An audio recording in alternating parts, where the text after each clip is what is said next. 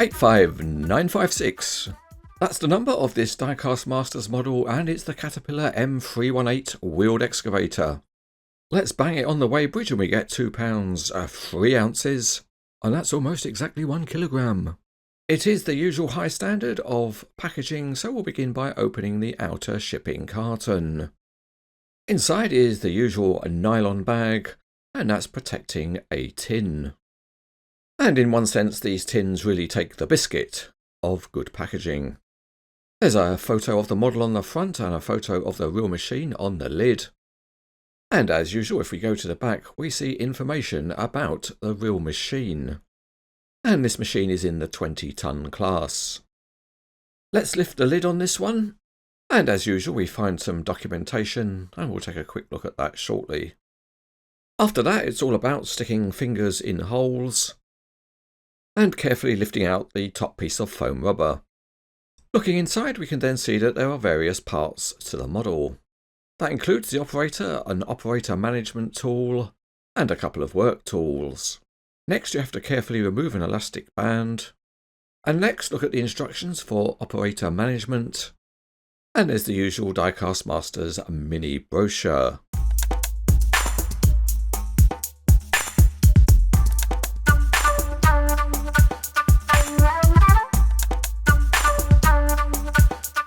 Next, we have a lesson in management training and how to put an operator to work. It's important to firmly grab the operator by the head and then push them into the workplace. Now, initially you may get some reluctance from the operator to actually attend at his place of work, and the best response to that is to exert even more discipline. And if necessary, that means a finger in the face. But soon you'll find the operator will give in and do exactly what management tells him to do.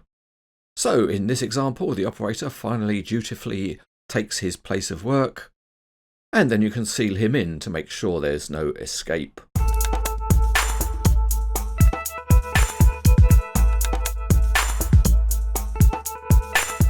Underneath there's some simple detailing, although 2 big screw heads are visible.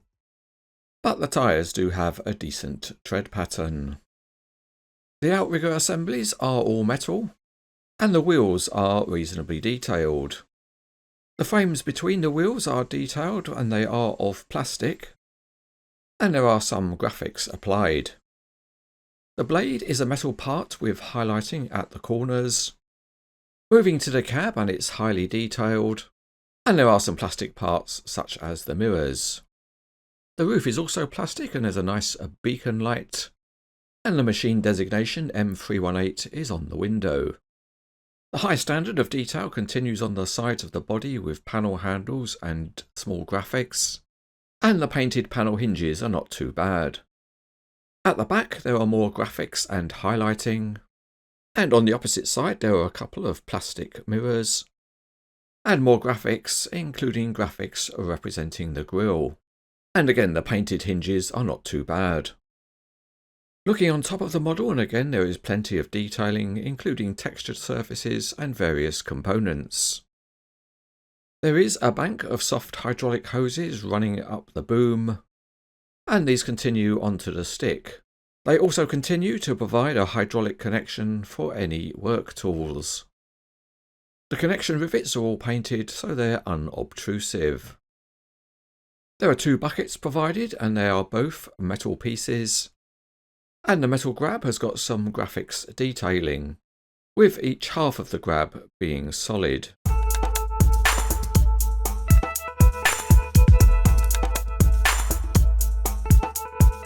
Going underneath the model, and the wheels spin freely, and there is steering on the axle.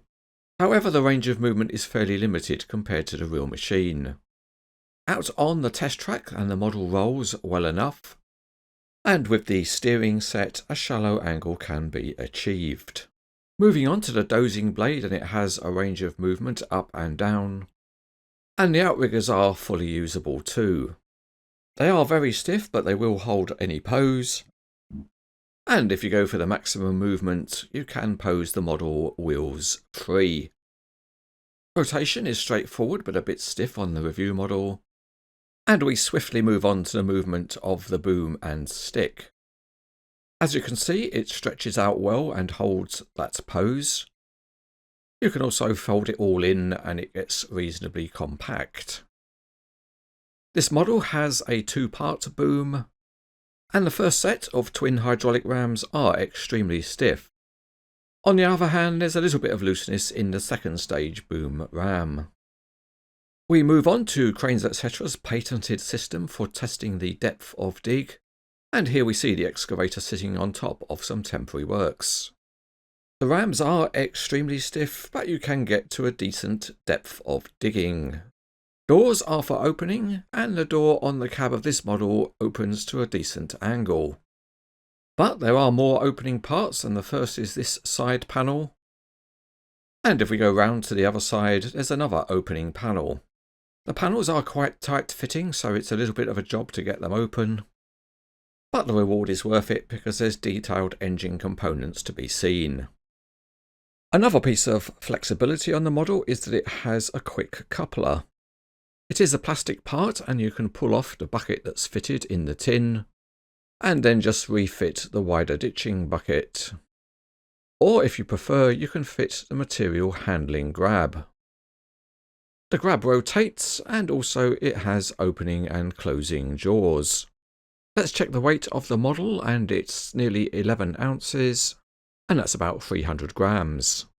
With the review done, we can use the model as a transport load, and that includes loading all of the extra parts.